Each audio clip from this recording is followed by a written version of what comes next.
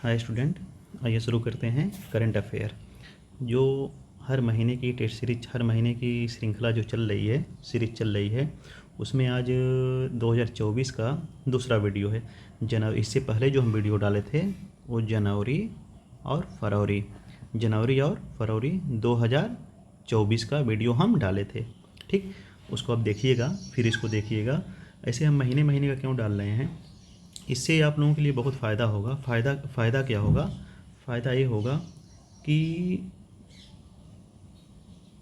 फ़ायदा ये होगा इससे कि इससे आपकी हर महीने का करंट अफेयर आपका तैयार रहेगा, और लास्ट में एग्ज़ाम के एक आध महीने या 20-25 दिन पहले जो मैगज़ीन आएगी 1 साल की, उसको लेकर के आप पढ़ लीजिएगा। क्योंकि हमेशा देखिए, जो क्वेश्चन करंट अफेयर में, चाहे यूपी पीएससी की, यूपी पीसीएस का हो या आरओ का हो, हमेशा ये सोचिए कि कम से कम गिरे से गिरे हालत में 30 से 32 क्वेश्चन आता ही आता है करंट अफेयर का। 30 से 32 क्वेश्चन आता ही आता है। अगर सोचिए आप हर महीने का करंट अफेयर तैयार कर ले रहे हैं और लास्ट में साल वाला तैयार कर ले रहे हैं, तो आपके लिए कितना फ़ायदा होगा। और सोचिए, जो मंथली करंट अफेयर ला रहे हैं, तो इसमें है क्या सबसे पहले जानिए। ये जो हम बनाए हैं करंट अफेयर का, तो इसमें सोचिए कि एक मैगज़ीन से नहीं है, ये किससे है, आपको हम बताए थे किससे है ये। एक क्रॉनिकल से है, क्रॉनिकल समसामयिकी जो आती है उससे है। हर 2 महीने पे घटना चक्र आती है उससे है। और उत्कर्ष आयर इसकी फूल पत्ती है उससे है। और ये है न्यूज़पेपर से है। अब सोचिए, आपका कुछ बचेगा ही नहीं बचेगा। भाई आप देखिएगा, इससे पहले वाला वीडियो आप देखे ही होंगे, वहाँ पर देखे होंगे कितना, मतलब ऐसा क्वेश्चन हम दे रहे हैं कि जो मैगज़ीन से इतर है, एक मैगज़ीन में नहीं, यानी कि 3 मैगज़ीन और सरकार की वेबसाइट है पीआईबी नोट से है और न्यूज़पेपर से है। तो आइए शुरू करते हैं। देखिए, जिसको अगर कोर्स चाहिए वो इस नंबर पर, जो नंबर दिया हुआ है इसमें इसमें नंबर दिया हुआ है 9415493233। इस नंबर पर आप व्हाट्सएप करके कोर्स भी ले सकते हैं। तो पूरा जो जीएस का है, देखिए सब पार्ट है, सभी पार्ट का बनाए हैं हमें। जैसे देखिए, करंट अफेयर का है, यानी जीएस में जितने पार्ट हैं 12 पीडीएफ आपको मिलेगा, और प्लस करंट अफेयर मिलेगा आपको 12 महीने की, एग्ज़ाम से लेकर के एग्ज़ाम से 1 महीना पहले तक की। यानी अक्टूबर में पीसीएस का एग्ज़ाम है, तो अक्टूबर 2023 से लेकर के आपको मिलेगा अक्टूबर 2024 तक का। ठीक, आइए शुरू करते हैं करंट अफेयर। ठीक, अब देखिए यहाँ पर देखिए, भारत में तेंदुआ रिपोर्ट की स्थिति। ठीक, हाल ही में तेंदुआ की रिपोर्ट, देखिए बाघ की रिपोर्ट जारी तो की गई है, वो क्वेश्चन पूछता है। ये मार्च महीने का है, ध्यान दीजिएगा, मार्च महीने का है, 4 मैगज़ीन से है ये। ठीक, तेंदुआ रिपोर्ट तो हर दूसरे वर्ष ये जारी किया जाता है। तेंदुआ के जारी किसके द्वारा किया जाता है? केंद्रीय पर्यावरण वन जलवायु परिवर्तन मंत्री भूपेंद्र यादव द्वारा जारी किया गया। अब यहाँ पे देख लीजिएगा, कौन मंत्री हैं पर्यावरण के? तो भूपेंद्र यादव द्वारा। गणना का कार्य भारतीय बाघ, राष्ट्रीय बाघ संरक्षण और भारतीय वन्य जीव संस्थान द्वारा राज्य वन विभाग के सहयोग से संचालित किया गया है। ये क्वेश्चन आएगा तो टफ में हो जाएगा, लेकिन आ सकता है, क्योंकि आजकल देख रहे हैं ना, जो क्वेश्चन का जो ट्रेंड है वो कैसे बदल रहा है। ठीक, अब ऐसे आप रट लेंगे कि पहले पे मध्य प्रदेश सर्वाधिक मध्य प्रदेश में है, फिर महाराष्ट्र में है, फिर कर्नाटक में है, फिर यूपी में है। ठीक, तो आप यहाँ से तो क्वेश्चन सही कर लेंगे, एक स्टेटमेंट दे देगा, सही कर लेंगे, सर्वाधिक एमपी में है, दूसरे स्थान में महाराष्ट्र में है। लेकिन ये दे दिया कि ये द्वारा जारी किया जाता है केंद्रीय पर्यावरण मंत्रालय द्वारा, तो बिल्कुल सही है, दोनों कथन सही है। अब देखिए यहाँ पर सर्वाधिक तेंदुआ कहाँ पर है? जहाँ पे देखिए सर्वाधिक बाघ है, वहीं पे सर्वाधिक तेंदुआ भी है। तो सर्वाधिक तेंदुआ कहाँ पर है? मध्य प्रदेश में है, दूसरे नंबर पे महाराष्ट्र में है। बस 2 आप याद करिए। अगर यहाँ पे देखिए उत्तर प्रदेश में क्या है, 371 है। सर्वाधिक संख्या वाला अभ्यारण्य कौन सा है? सर्वाधिक संख्या में तेंदुआ किस अभ्यारण्य में पाए जाते हैं? नागार्जुन श्रीशैलम, ये आंध्र प्रदेश में है। अब देखिए, नोट करके देखिए यहाँ पर, भारत में हिम तेंदुआ, वेरी मोस्ट इंपॉर्टेंट, हिम तेंदुआ की स्थिति, यानी 2023 में हिम तेंदुआ की रिपोर्ट आई है जो लुप्तप्राय श्रेणी में जारी किया गया है। आईयूसीएन ने इसे लुप्तप्राय श्रेणी में डाला है। किसको? हिम तेंदुआ को। तो इसमें सर्वाधिक हिम तेंदुआ कहाँ पाए जाएंगे? पर्वतीय क्षेत्र में पाएंगे जाएंगे। हिम मतलब बर्फ, ठीक, ठंडा, ठंडे स्थान पे सबसे ज़्यादा कहाँ पाए जाएंगे? लद्दाख में, फिर उत्तराखंड में, फिर हिमाचल प्रदेश में। अगर क्वेश्चन बन रहा है निम्नलिखित में से किस राज्य में सबसे ज़्यादा पाए जाते हैं, तो उत्तराखंड में। अगर क्वेश्चन बन रहा है निम्नलिखित में से कहाँ पर सर्वाधिक पाए जाते हैं, तो लद्दाख में पाए जाएंगे, ठीक। अब आइए, राष्ट्रीय डॉल्फिन शोध केंद्र कहाँ पर खुला है? वेरी मोस्ट इंपॉर्टेंट, राष्ट्रीय डॉल्फिन शोध केंद्र कहाँ पर खुला है? तो ये खुला है पटना में खुला है। वेरी मोस्ट इंपॉर्टेंट, बस यहाँ पटना खुला है।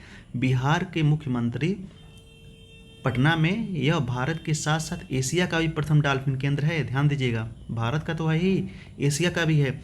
वर्तमान में विश्व में 6 नदी डॉल्फिन प्रजातियां हैं। कहाँ कहाँ हैं? ध्यान दीजिएगा, गंगा रिवर डॉल्फिन है जिसका संबंध भारत, नेपाल, बांग्लादेश से है। अमेजन डॉल्फिन है, सबसे बड़ी प्रजाति है। सबसे बड़ी डॉल्फिन प्रजाति किस नदी में पाई जाती है? तो अमेजन नदी, Amazon river dolphin. Sindhu dolphin Bharat Pakistan, Beas नदी में। ऐसा नहीं, अगर क्वेश्चन आ जाए डॉल्फिन नदी सिर्फ गंगा वाले को घोषित किया गया, बिल्कुल नहीं, ठीक, बिल्कुल नहीं। डॉल्फिन प्रजातियाँ कहाँ कहाँ पाई जाती हैं? गंगा में पाई जाती है, अमेजन नदी में पाई जाती है, सिंधु रिवर नदी में पाई जाती है। इरावदी डॉल्फिन इरावदी डॉल्फिन कहाँ है? म्यांमार में, इंडोनेशिया में। कुटजी रिवर, ये अमेजन नदी में है। यांगजे, ठीक, ये कहाँ पर है? चीन में है। अब देखिए, टाइगर ऑफ गंगा किसे कहा जाता है? तो टाइगर ऑफ गंगा डॉल्फिन को कहा जाता है। और राष्ट्रीय डॉल्फिन डे, यानी राष्ट्रीय डॉल्फिन दिवस कब मनाया जाता है? तो ये मनाया जाता है 5 अक्टूबर को। 5 अक्टूबर को मनाया जाता है, ठीक, 5 अक्टूबर को मनाया जाता है। अब देखिए, आप एक 7 अक्टूबर को दिवस घोषित किया गया है, इसको आप ढूंढ लीजिएगा 7 अक्टूबर को कौन सा दिवस मनाया जाता है, ठीक ना। अभी 2023 से शुरू किया गया है। अब ये भी जान लीजिए कि तमिलनाडु मनाता है, ठीक। राष्ट्रीय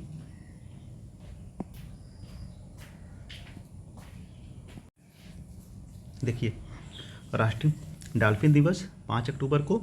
और ध्यान दीजिएगा यहाँ पर, 2009 में डॉल्फिन को राष्ट्रीय जीव घोषित किया गया। वेरी मोस्ट इंपॉर्टेंट, राष्ट्रीय जीव। अब यहाँ पे थोड़ा ध्यान दीजिए, गंगा नदी को किस वर्ष राष्ट्रीय नदी घोषित किया गया था? तो 2008 में, ठीक, 2008 में। और एनजीटी का गठन कब किया गया था? एनजीटी, ठीक, एनजीटी नेशनल ग्रीन ट्रिब्यूनल का, ठीक, राष्ट्रीय हरित न्यायाधिकरण का की स्थापना कब की गई थी? तो 2010 में। कैसे याद रखेंगे? सबसे पहले देखिए 2008 में गंगा को राष्ट्रीय नदी घोषित किया गया, तो गंगा में डॉल्फिन पाई जाती है। गंगा में डॉल्फिन है, इंडिया की बात कर रहे हैं, गंगा में डॉल्फिन है। तो गंगा को राष्ट्रीय नदी घोषित किया गया 2009 में। गंगा को ध्यान दीजिएगा यहाँ पर, 2008 में राष्ट्रीय नदी गंगा को घोषित किया गया, तो गंगा में डॉल्फिन पाई जाती है। 2009 में राष्ट्रीय डॉल्फिन घोषित किया गया। तो अब इसके प्रभाव को दिक्कत ना हो, इसमें मतलब पर्यावरण के लिए दिक्कत ना हो, तो 2010 में एनजीटी की स्थापना होती है, ठीक। यहाँ से आप देख लीजिएगा। अब यहाँ पे देखिए, वेरी मोस्ट इंपॉर्टेंट, पीएम सूर्य घर मुफ्त बिजली योजना। पीएम घर सूर्य मुफ्त बिजली योजना, ये किससे संबंधित है? केंद्र सरकार से संबंधित है, घोषणा प्रधानमंत्री द्वारा किया गया। इसमें ये कहा गया, ये देखिए, ये किस वर्ष के बजट में ये प्रस्तावित था? तो जो अंतरिम बजट पेश किया गया था फरवरी 2024 में ही, ठीक ना, 2024-25 के अंतरिम बजट में ये लक्ष्य था, रखा गया था कि हम ऐसे योजना शुरू करेंगे। इसमें देखिए, 1 करोड़ घरों की छतों पर सौर ऊर्जा प्रणाली की स्थापना तथा प्रत्येक माह 300 यूनिट बिजली मुफ्त बिजली दी जाएगी, ठीक ना, मुफ्त बिजली दी जाएगी। कितनी? 300 यूनिट। बस इतना ही जानिए, कितनी बिजली मुफ्त दी जाएगी? 300। पवन ऊर्जा में भारत का स्थान चौथा है, प्रथम स्थान चीन का है। नवीकरण ऊर्जा में भारत का स्थान चौथा है, चीन का प्रथम है। सौर ऊर्जा में भारत का स्थान 5वां है, प्रथम स्थान चीन का है। अब देखिए very most important, Boeing Sukanya कार्यक्रम। बोइंग सुकन्या कार्यक्रम क्या है? ये महिला सशक्तिकरण के लिए और लैंगिक अंतराल को कम करने के लिए। देखिए लैंगिक न्याय भारतीय संविधान में निहित है, निहित केंद्र सरकार इसके प्रति प्रतिबद्ध होती है। और ये लॉन्च किया गया प्रधानमंत्री द्वारा बोइंग सुकन्या प्रोग्राम। ये बोइंग सुकन्या प्रोग्राम किसके द्वारा लॉन्च किया जाता है? तो प्रधानमंत्री द्वारा लॉन्च किया जाता है। ठीक, लॉन्च किया गया। तो इसका उद्देश्य क्या है? इसका उद्देश्य क्या है? भारतीय विमानन क्षेत्र में महिलाओं को सशक्तिकरण करना।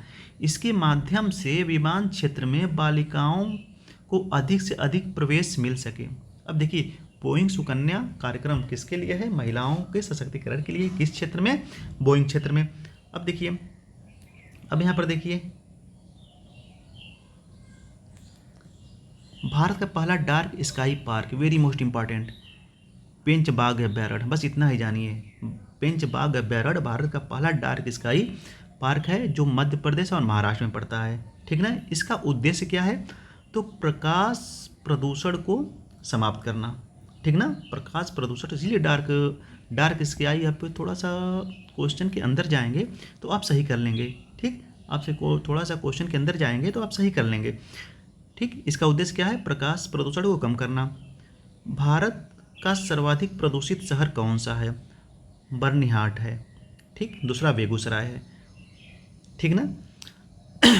विश्व का सबसे कम प्रजनन दर वाला राष्ट्र कौन सा है? दक्षिण कोरिया है। ध्यान दीजिएगा, सबसे कम प्रजनन दर कहाँ का है? दक्षिण कोरिया के है। 2022 में दक्षिण कोरिया का प्रजनन दर 0.78% गिरकर 2023 में 0.72 हो गया है। भारत में प्रजनन दर 2021-22 में कितना है? 11 से 21 तक 2.03%। 2011 के जनसंख्या के अनुसार भारत की प्रजनन दर 2.1% थी। भारत में सर्वाधिक प्रजनन दर वाला राज्य बिहार है। ध्यान दीजिएगा, सर्वाधिक प्रजनन दर वाला राज्य बिहार है। और विश्व में सबसे कम दक्षिण कोरिया का प्रजनन दर है। विश्व में सर्वाधिक प्रजनन दर नाइजर की है। और क्वेश्चन आ जाए सबसे कम तो मान लीजिए दक्षिण कोरिया की है, तो सर्वाधिक कहाँ की होगी? नाइजर की होगी। अब देखिए प्रजनन दर कुल महिला आबादी में जीवित जन्मों की संख्या के अनुपात की 1000 गुना के बराबर होता है। ठीक ना? प्रजनन दर। और मातृत्व मृत्यु दर होता है वो 1 लाख पे होता है। अब आइए, विश्व की पहली वैदिक घड़ी कहाँ स्थापित की गई? तो उज्जैन के जंतर मंतर में। ठीक, उज्जैन के जंतर मंतर में। दक्षिण एशिया की सबसे बड़ा गोला बारूद फैक्ट्री कहाँ पर? यानी दक्षिण एशिया पूछ रहा है तो यानी भारत का भी सबसे बड़ा होगा या सबसे बड़ा होगा। तो देखिए दक्षिण एशिया का सबसे बड़ा गोला बारूद कॉम्प्लेक्स कहाँ पर? तो कानपुर में। ध्यान दीजिएगा, कानपुर में। अडानी डिफेंस एरोस्पेस ने कानपुर में किया है। इसका उद्घाटन योगी आदित्यनाथ और मनोज पांडे थल सेना के अध्यक्ष हैं। ठीक, यहाँ पे पीएम नहीं आए थे उद्घाटन करने के लिए। ध्यान दीजिएगा, ठीक ना? ध्यान दीजिएगा, पीएम नहीं आए थे। मोरोधारो क्या है? Very most important. मोरोधारो क्या है? गुजरात में धौलावीरा के पास नया हड़प्पा स्थल मिला है। हड़प्पा स्थल, धौलावीरा कहाँ पर है? जो त्रिदुर्गी है। ध्यान दीजिएगा, हड़प्पा सभ्यता, ठीक, सिंधु घाटी की सभ्यता, तो वहीं पर हड़प्पा कालीन अभी एक स्थल मिला है, मोरोधारो। कहाँ पर है? धौलावीरा के गुजरात में है। यहाँ पे छिद्रित जार के टुकड़े, मिट्टी के बर्तन मिले हैं। इसरो का दूसरा स्पेस पोर्ट कहाँ पे खुला है? ध्यान दीजिएगा, इसरो का दूसरा कहाँ पे खुला गया है? तो थूथुकुड़ी में, तमिलनाडु में। वेरी मोस्ट इंपॉर्टेंट, ये क्वेश्चन आ चुका है। ठीक, यह भारत का दूसरा आंतरिक बंदरगाह है जिसकी आधारशिला प्रधानमंत्री ने रखी है। ये कोई मतलब का नहीं है, लेकिन ये मतलब कहा है भारत का दूसरा स्पेस पोर्ट कहाँ पर है? तो थूथुकुडी में है। शाहपुर कंडी बांध कहाँ पर है? वेरी मोस्ट इंपॉर्टेंट, ये है शाहपुर कंडी बांध जो है रावी नदी पर है। भारत ने पाकिस्तान की ओर जाने वाली रावी नदी पर शाहपुर कंडी बांध का निर्माण करके पानी को रोक दिया है। ठीक, और वर्ल्ड बैंक की देखरेख में 1960 में सिंधु जल संधि समझौता होता है। सिंधु जल समझौता कब होता है? 1960 में। किसके नेतृत्व में होता है? तो वर्ल्ड बैंक के नेतृत्व में। देखिए साफ साफ लिखा है, आप यहाँ से वर्ल्ड बैंक के बारे में जान लीजिएगा। ठीक। ठीक। अब देखिए जो क्वेश्चन आता है, चाहे आर का हो, ARO का हो या यूपी PCS का हो, यूपी PCS का हो, इसमें कम से कम 15 से 20 क्वेश्चन मिसलेनियस विविध रहते हैं। विविध आपको कहाँ से मिलेगा, हम तो कराएंगे, लेकिन आप शुरू से स्टार्टिंग से ही पहले से ही करते रहिए। कहाँ से करेंगे इसको, तो कहाँ से करेंगे, तो लुसेंट में दिया हुआ है। लुसेंट से अच्छा कुछ भी नहीं है, क्योंकि जो भी मार्केट में नोट्स बिक रहा है वो सब लुसेंट से ही बना हुआ है। ठीक, लुसेंट से कर लीजिए या फिर किसी की क्लास देख के कर लीजिए, लेकिन कर लीजिए अभी से। ऐसा नहीं है कि लास्ट में, ये कहावत है ना, एक दिन के लड़ने से कोई पहलवान नहीं बनता है। ठीक ना, आपको उसका बेस शुरू से करना पड़ेगा। अगर अभी से आप करंट अफेयर हर महीने का पढ़ रहे हैं तो लास्ट में जा कर के आप कम से कम आप 30 आएगा तो 25 कर लेंगे। नहीं तो जानते हैं क्या है, 18 से 20 कॉमन पढ़ेंगे तब भी रहेगा, लास्ट में मैगजीन उठा लेंगे तब भी रहेगा। इतना तो आप कर ही लेंगे अगर सीरियस तैयारी करते हैं तो, लेकिन इससे काम नहीं बनेगा। अब जो हर महीने का करंट अफेयर करता हो, ये नहीं कह रहे हैं कि हमारे ही वीडियो से देखिए, कहीं से भी करिए, लेकिन हर महीने वाइज करिए। डेली कम से कम 2 से 3 घंटा आप दीजिए करंट अफेयर पर। डेली 2 से 3 घंटा आप करंट अफेयर पे दीजिए। एक बार नहीं 10 बार पढ़िए। जितने बार पढ़ेंगे उतना उसमें कॉन्सेप्ट मिलेगा, ठीक, जो आपको मेंस के लिए भी फ़ायदा होगा।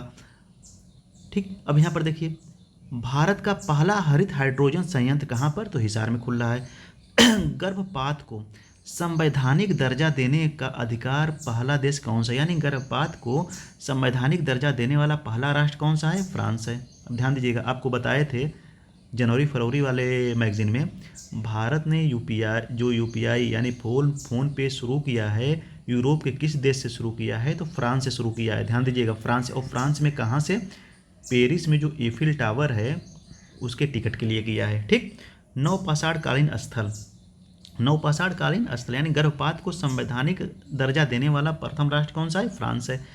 नवपाषाणकालीन स्थल चेट्टीमेदु पाथुर गांव कहाँ पर है, तमिलनाडु में। बस इतना ही याद रखिए।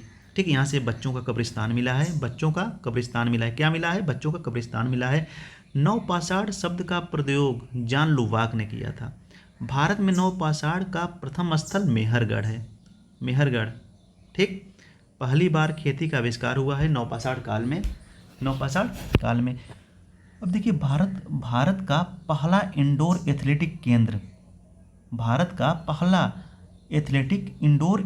केंद्र कहाँ पर बना है, भुवनेश्वर में बना है। बस इतना ही आप याद रखिए। ठीक, सीएम वहाँ के थे नवीन पटनायक, वही किए थे। अब तो चुनाव के बाद वहाँ पर स्थिति बदल गई है, वहाँ तो बीजेपी की सरकार आ गई है। ठीक, अब देखिए, नाटो का वेरी मोस्ट इम्पॉर्टेंट, नाटो का 32वां सदस्य कौन सा बना, 32वां सदस्य कौन सा बना, 32वां सदस्य बनता है फिनलैंड।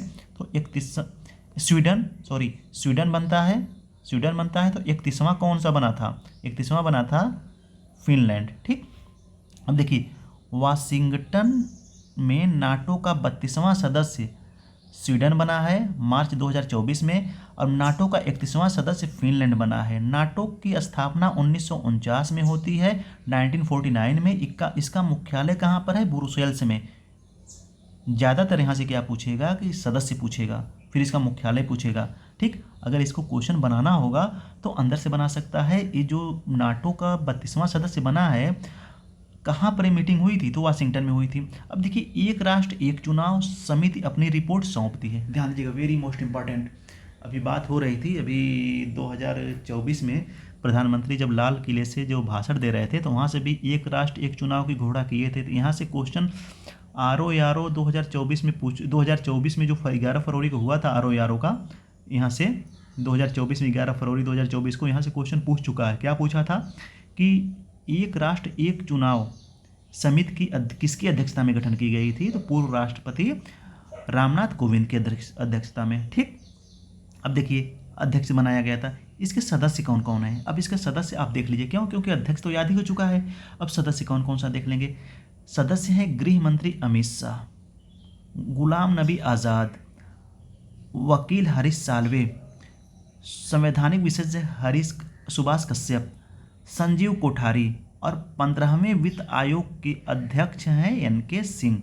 ठीक, इसके सदस्य हैं, टोटली 11 सदस्य हैं। सबका बताना पॉसिबल नहीं है, लेकिन आप मेन ये समझ लीजिए कौन कौन हैं। और 16वें वित्त आयोग का अध्यक्ष कौन बनाया है, ध्यान दीजिएगा, बता चुके हैं, अरविंद पनगड़िया।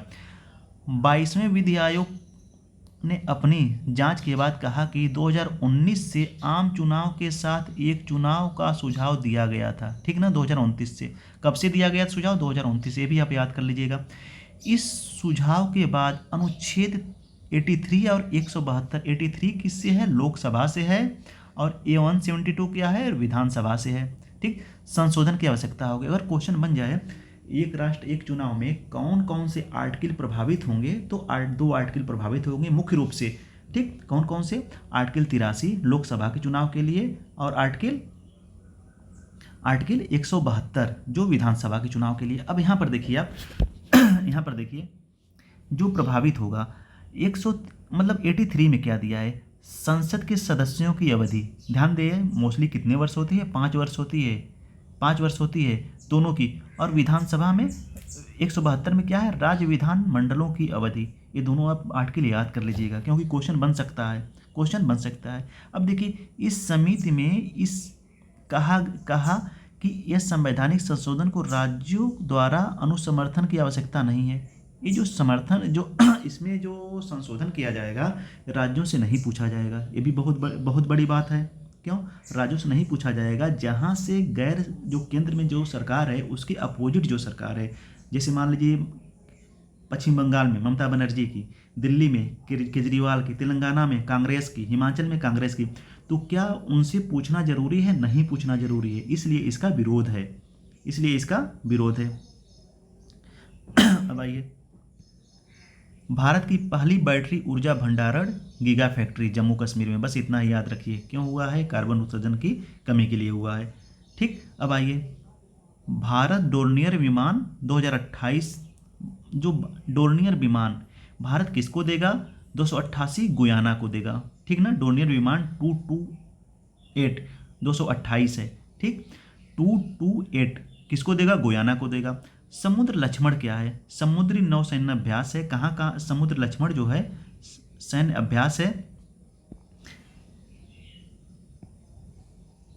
ठीक। समुद्र लक्ष्मण समुद्री सैन्य अभ्यास है। समुद्र है तो समुद्र नौसेना के लिए होगा। किस किस देश के है? तो वेरी मोस्ट इंपॉर्टेंट, भारत और मलेशिया के मध्य। कहाँ पर हुआ था? विशाखापत्तनम में, ठीक। इसमें देखिए 2 क्वेश्चन बनेगा। समुद्र लक्ष्मण किस किस के देश हुआ था? तो भारत मलेशिया के हुआ था। एक किससे संबंधित है? नौसेना से संबंधित है। और कहाँ पर हुआ था 2024 का? तो विशाखापत्तनम में। गगनयान क्या है? भारत का पहला मानव अंतरिक्ष मिशन है, मानव अंतरिक्ष मिशन है, इसमें मानव भी जाएंगे, ध्यान दीजिएगा। इसकी शुरुआत कब? प्रधानमंत्री द्वारा केरल के तिरुवनंतपुरम के विक्रम साराभाई अनुसंधान से किए। इसमें 4 पायलट जाएंगे, ठीक। अब बस इससे क्वेश्चन क्या बना है? इससे क्वेश्चन कई बार पूछ चुका है। भारत का पहला मानव युक्त अंतरिक्ष यान कौन सा है? तो गगनयान है। पार्स 1 क्या है? ईरान का इमरजेंसी उपग्रह है। बस इतना ही जानिए, इससे ज़्यादा कुछ मत जानिए, वैसे ये तो बहुत इंपॉर्टेंट नहीं है। अब INS Jatayu very most important. INS Jatayu क्या है? लक्षद्वीप के मिनिकॉय में कमीशन किया गया है, यानी लक्षद्वीप का दूसरा नौसैनिक अड्डा है, लक्षद्वीप का दूसरा नौसैनिक अड्डा है। लेतिमेय अभ्यास किसके किसके मध्य? वेरी मोस्ट इंपॉर्टेंट, यह संयुक्त सैन्य अभ्यास है भारत और सेशल के मध्य, ठीक। भारत और सेशल के मध्य। लेतिमेय पूछ चुका है, लेतिमेय किसके किसके है? देखिए फेमस तो आपको याद ही रहेगा, लेकिन क्या है ना कि ऐसे ही क्वेश्चन आपसे पूछेगा। लेतिमेय किसके किसके मध्य है? तो भारत और सेशल के मध्य है। टाइगर ट्राम्फ वेरी मोस्ट इंपॉर्टेंट, ये पूछ चुका है क्वेश्चन। टाइगर ट्राम्फ देखिए ये जो एक्सरसाइज है बहुत पहले से हो रहा है, लेकिन ये हमेशा पूछता रहता है, हर साल कुछ नया होता है तो उसे पूछता रहता है। देखिए ये जो सबसे पहले याद रखिए, टाइगर ट्रायम्फ भारत तो रहेगा ही रहेगा, भारत और अमेरिका के मध्य, भारत और अमेरिका के मध्य है। ये कहाँ पर है? मानवीय सहायता आपदा राहत अभ्यास के पूर्वी तट पर किया गया। कहाँ पर, किस तट पर किया गया? ध्यान दीजिए, किस तट पर किया गया? देखिएगा किस तट पर किया गया?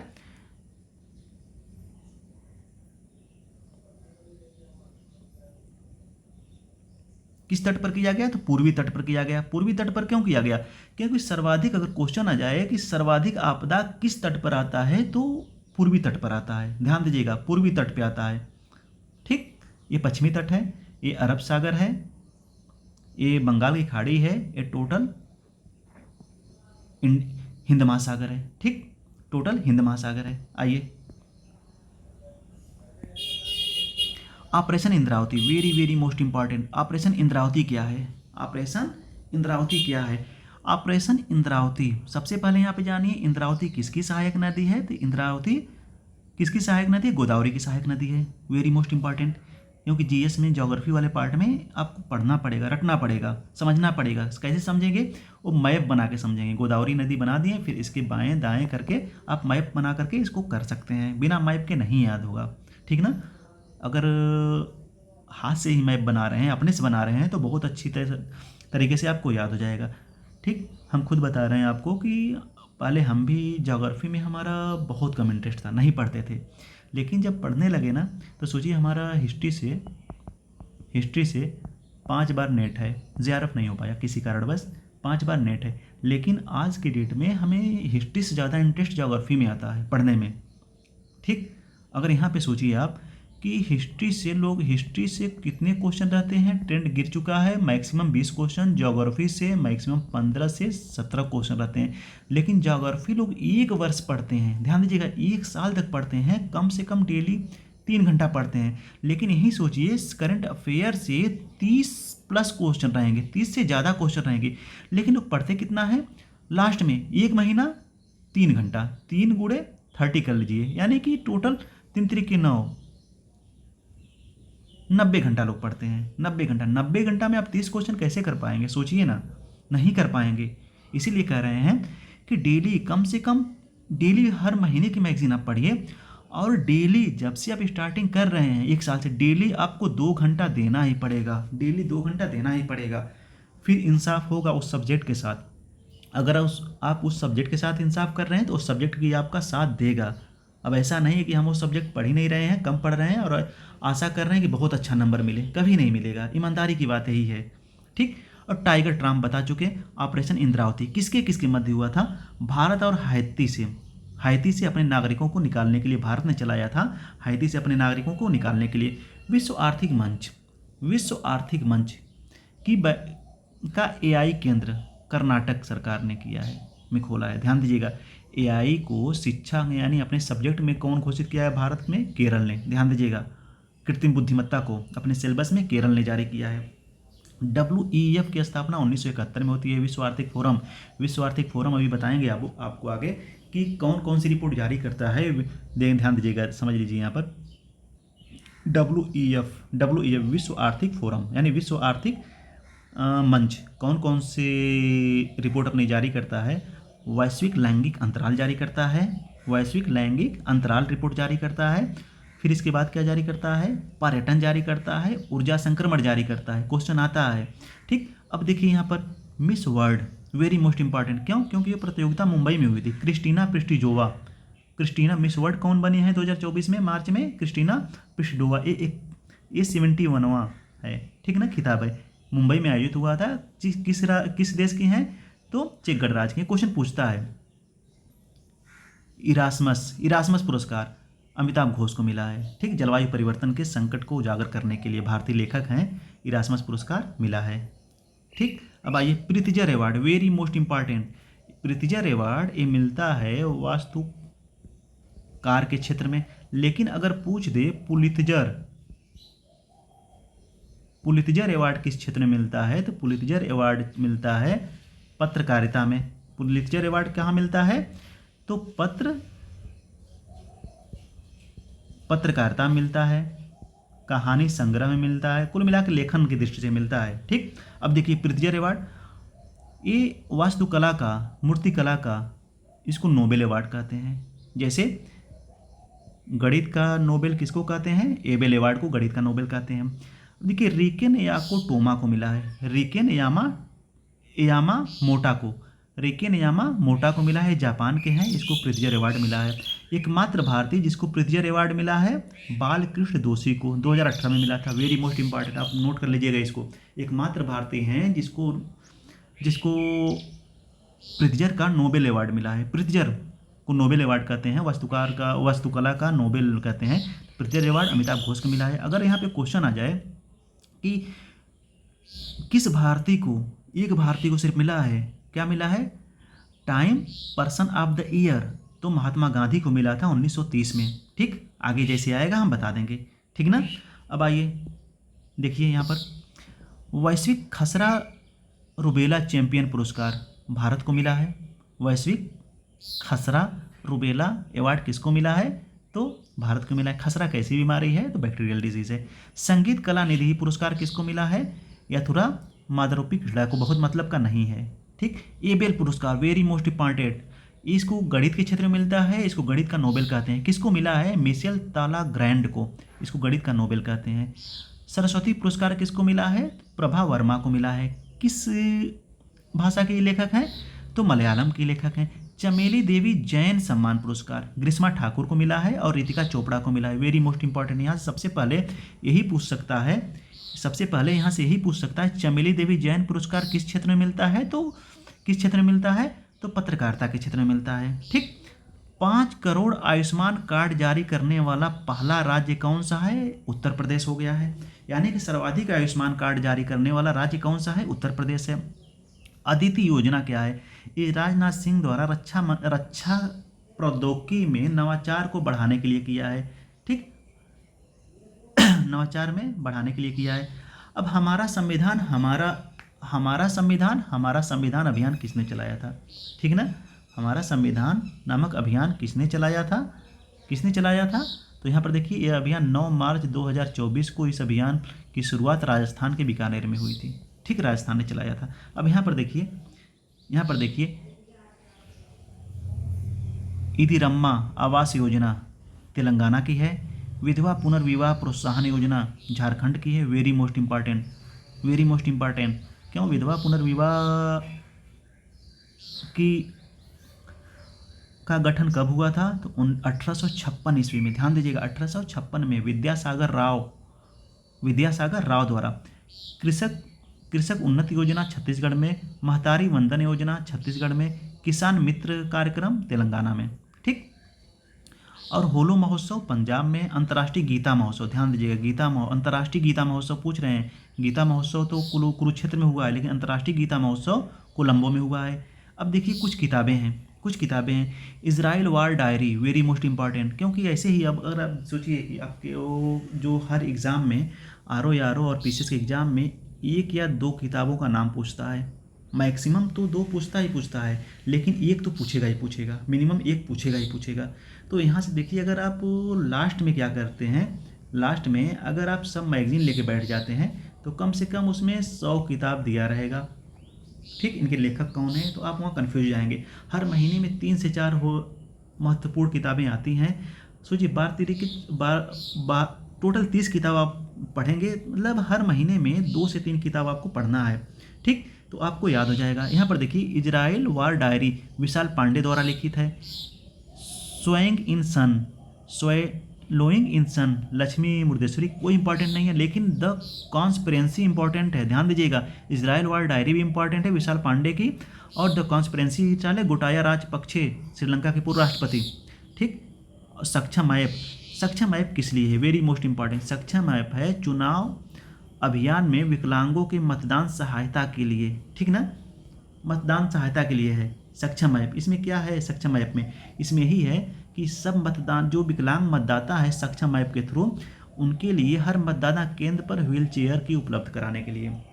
अब यहाँ पर देखिए सबसे तेज T20 शतक किसने लगाया है? Very most important. जान निकोल लगाए हैं, नामीबिया के हैं, 33 बॉल पर लगाए हैं। इससे पहले कौन लगाया था T20 में? तो लगाए थे नेपाल के। ठीक, यहाँ पर देखिए, क्योंकि हमेशा ही पूछता है जो सबसे तेज लगाता है। ठीक ना, कौन लगाए हैं? जान निकोल। कहाँ के हैं? नामीबिया के हैं। अब सोचिए कि ऐसे रिकॉर्ड छोटे देश ही क्यों बनाते हैं? अब सोचिएगा क्यों बनाते हैं छोटे देश? क्योंकि इनका जो मैच होता है ना, ये निडर होकर के खेलते हैं, इनको कोई प्रभाव नहीं पड़ता है 1 रन पे आउट हो या 200 रन पे आउट हो। ठीक, कोई प्रभाव नहीं पड़ता। क्यों? क्योंकि इनको ये डर नहीं है कि हमें वर्ल्ड कप जीतना है, हम टीम से बाहर हो जाएंगे। बिल्कुल नहीं टीम से बाहर हो जाएंगे, क्योंकि वहाँ पे कुछ ही प्लेयर ही हैं।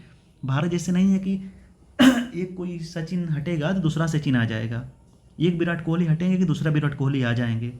ठीक, और जो छोटे देश हैं उसमें डर रहता है उनको बाहर करने के लिए, और छोटे देश के खिलाफ होता है, इसीलिए वो निडर होकर के बैटिंग करते हैं।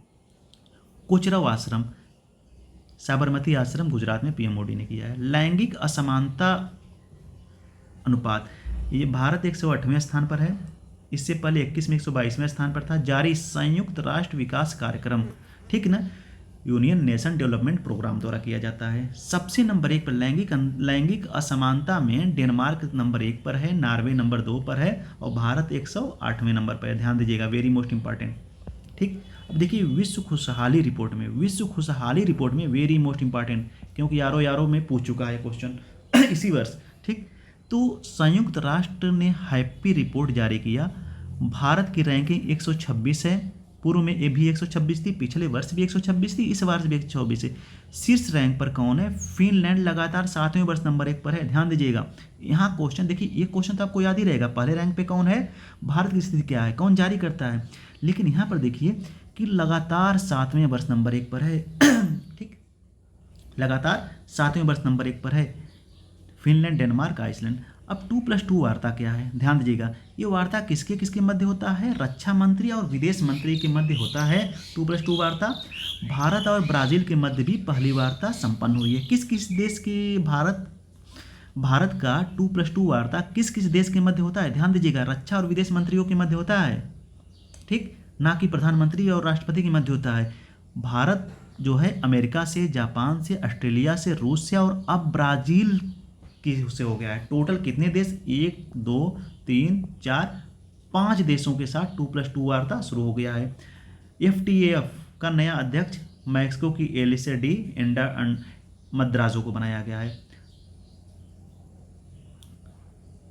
किशोर मकवाना अंतर्राष्ट्रीय अनुसूचित जाति के अध्यक्ष हुए हैं, ठीक ना, SC आयोग के अध्यक्ष हुए हैं। कौन हुए हैं? किशोर मकवाना। नए चुनाव आयुक्त, वेरी मोस्ट इंपॉर्टेंट, ध्यान दीजिएगा, जब 18वीं लोकसभा की होने वाली थी, इससे पहले क्या था, 2 लोग थे, तो इसमें से एक लोग त्यागपत्र अपना दे दिए चुनाव से पहले, तो तत्काल में 2 लोगों को नियुक्त करना पड़ा, यानी टोटल 1 अध्यक्ष, 2 सदस्य इसमें होते हैं, यानी कि 1 मुख्य चुनाव आयुक्त और 2 अन्य चुनाव आयुक्त होते हैं। ज्ञानेश कुमार और सुखवीर सिंह संघू, यानी नए चुनाव आयुक्त 2 लोग गए हैं। मुख्य चुनाव आयुक्त आप कमेंट बॉक्स में करिएगा कौन है, राजीव कुमार, आप जानते हैं वही हैं, ठीक है ना, मुख्य चुनाव आयुक्त राजीव कुमार है। सिंदरी उर्वरक संयंत्र का उद्घाटन कौन किया है? PM ने किया है, धनबाद में। ठीक, अब आइए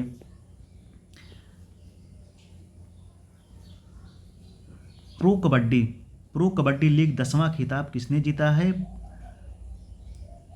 पुलेरी पंटलन ने जीता है, उपविजेता हरियाणा है। ठीक, मुख्यमंत्री युवा उद्यमी योजना उत्तर प्रदेश में शुरू किया गया है। बिम्स्टेक के सदस्यों की बैठक कहाँ पर हुई है? बिम्स्टेक, ठीक ना, कहाँ पर हुई है? ढाका में हुई है। बिम्स्टेक की स्थापना 1997 में होती है, इसका मुख्यालय ढाका में है और इसके सदस्य 7 हैं, ठीक ना। बिम्स्टेक बांग्लादेश, भूटान, म्यांमार, भारत, नेपाल, श्रीलंका और थाईलैंड। आप कैसे भी करके इसको याद कर लीजिएगा, ठीक ना। विश्व का पहला जेट सूट रेस का आयोजन दुबई में किया गया है। रिसा क्या है? रिसा पारंपरिक पोशाक है जिसको GI टैग मिला है त्रिपुरा द्वारा। ठीक, ये 10 वर्ष के लिए मिलता है, आपको पिछले वीडियो में बता चुके हैं। तदोबा महोत्सव कहाँ पर हुआ था? तदोबा महोत्सव, ठीक, ये किससे संबंधित है? तो पौधों से भारत माता लिखकर गिनीज बुक में विश्व रिकॉर्ड बनाया है महाराष्ट्र ने। तदोबा महोत्सव महाराष्ट्र में मनाया गया था। अंडर रिवर मेट्रो सुरंग का उद्घाटन कहाँ पर हुआ है? अंडर मेट्रो, ध्यान दीजिएगा, अंडर मेट्रो कोलकाता के हुगली नदी के नीचे। और जल मेट्रो ध्यान दीजिएगा, ये अंडर मेट्रो है और जल मेट्रो कहाँ पर है? तो कोच्चि में है, कोच्चि में। ठीक, राज्य विधवा आयोग आपको बता चुके हैं, झारखंड में। गोवर्धन खादान कहाँ पर? कोयला के लिए ध्यान दीजिएगा, कोयला झरिया है, सबसे बड़ी खान कोयले की झरिया है ना। ठीक, तो झारखंड में भी है। निर्वाचन आयोग का निर्णय, पोस्टल मत से बैलेट देने वाले जो व्यक्ति थे पहले 80 वर्ष के थे, अब उनको 85 वर्ष कर दिया गया है कि बैलेट से 85 वर्ष से कम उम्र वाले व्यक्ति बैलेट से का इस्तेमाल नहीं कर सकते। ठीक, बढ़ाकर 85 वर्ष कर दिया गया। चंद्रयान 4 क्या है? चंद्रयान 4 2028 में भारत लॉन्च करेगा। ये भी चंद्र मिशन है, इसरो द्वारा लॉन्च किया जाएगा। ठीक, इसरो 3 का लॉन्च किस डेट को किया गया? 14 जुलाई को किया गया। अब ध्यान दीजिएगा, 23 अगस्त को 23 अगस्त को भारत ने क्या मनाने की घोषणा की है? 5वां जन औषधि केंद्र 7 मार्च को। अंतर्राष्ट्रीय महिला दिवस की थीम 8 मार्च को है, मनाया जाता है। Invest to women accelerate programme.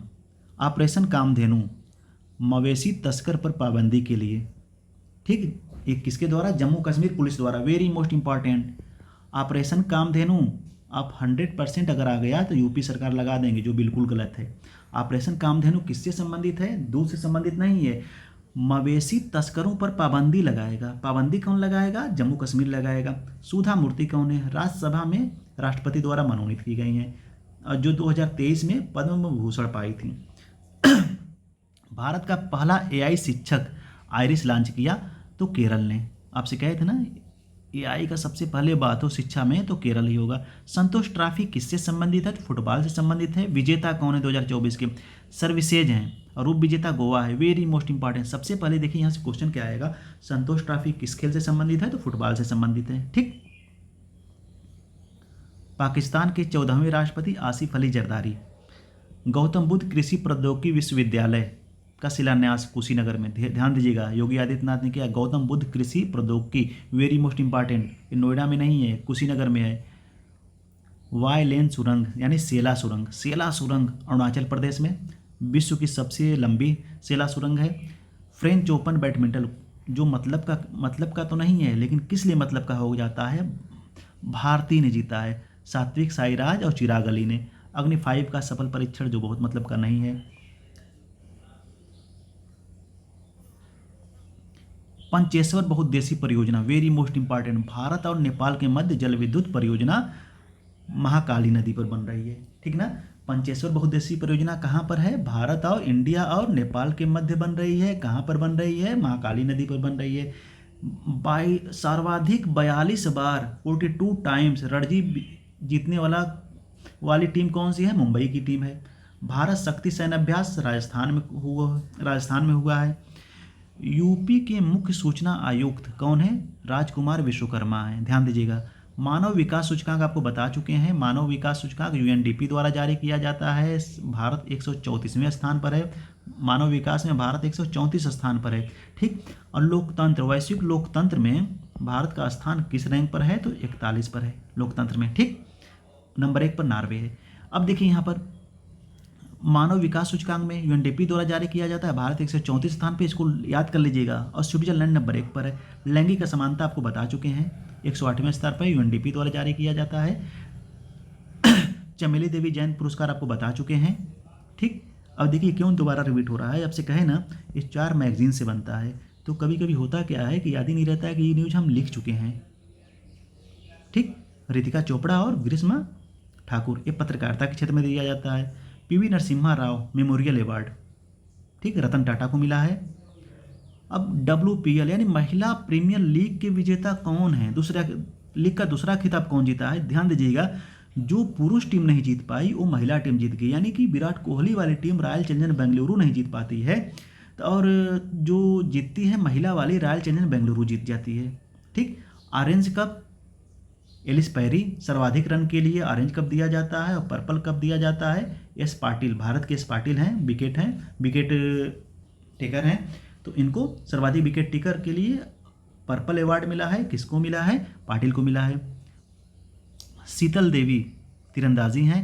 IQ air सर्वाधिक प्रदूषित शहर दिल्ली को घोषित किया गया। प्रभा वर्मा आपको बताए हैं मलयालम कवि हैं, जिसको 33 सरस्वती अवार्ड मिला है, मलयालम है। इनकी रचना है रौद्र सात्विकम, ठीक।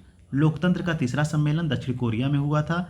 त्रिनेत्र ऐप क्या है? ठीक, यूपी सरकार द्वारा लॉन्च किया गया है। किसके द्वारा लॉन्च किया गया? बस इतना याद रखिए, यूपी सरकार द्वारा। किस लिए है? अपराध त्रिनेत्र है, तो तीसरे नेत्र से क्या है? अपराधियों पर नकेल कसने में मदद करेगा। आई लव स्पैरो, 20 मार्च को स्पैरो दिवस मनाया जाता है। इसकी थीम है I love sparrow. Ramnath Goenka पुरस्कार किस क्षेत्र में मिलता है? तो पत्रकारिता के क्षेत्र में मिलता है। रामनाथ गोयनका पुरस्कार किस क्षेत्र में मिलता है? तो पत्रकारिता के क्षेत्र में मिलता है। भारत में प्रजनन दर 2021, ध्यान दीजिएगा, 21 में घटकर 2 पर आ गई है।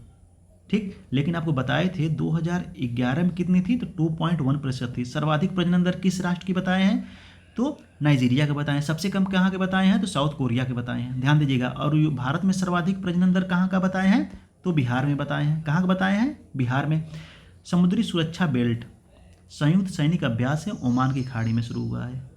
ठीक। अब आइए, सिग्मो फेस्टिवल कहाँ पर हुआ है, तो गोवा में हुआ है। पहला परमाणु ऊर्जा शिखर सम्मेलन ब्रुसेल्स में। पहला परमाणु, अभी देखिएगा हाइड्रोजन सम्मेलन कहाँ पे होता है, तो हाइड्रोजन सम्मेलन होता है रॉटरडम में। अब देखिए इसके बाद हम क्या करेंगे, इसके बाद क्या करेंगे, आपको जो घटना सार की मैगजीन है, घटना सार की जो मैगजीन है, इसको हम 3 पार्ट में करके उसका वीडियो बना करके आपको दे देंगे। ऐसे ही वीडियो बना करके दे देंगे कि आपका करंट अफेयर का क्वेश्चन ना छूटे। अब देखिए आप इसको, विश्व टीबी दिवस 24 मार्च को मनाया जाता है, ये पता है, ये विश्व टीबी दिवस।